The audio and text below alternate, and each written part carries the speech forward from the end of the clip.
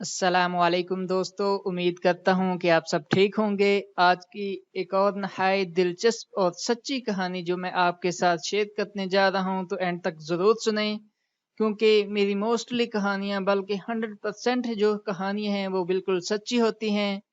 तो आज की कहानी एक बगदाद में एक अल्लाह के सूफी की है।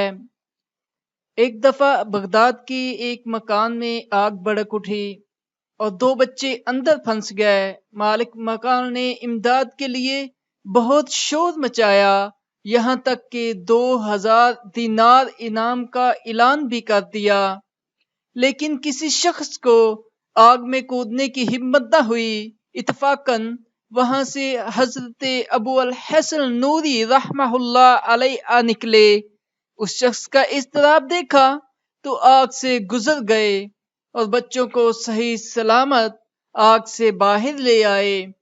इसने आपका शुक्रिया अदा किया और 2000 दिनार जिसका इनाम ऐलान किया गया था वो पेश किए, तो आप रहमहुल्लाह ने लेने से इनकार कर दिया।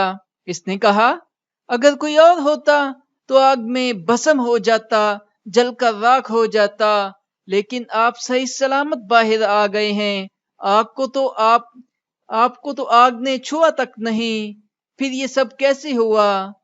तो हजरत अबू हसन नूरी रहमहुल्लाह ने नहायत मुख्तसर और जामिया जवाब दिया, ये मकाम मैंने इस तरह पाया कि मैं खिदमत का मुआवजा नहीं लेता हूँ और आपने इनाम लेने से इनकार कर दिया।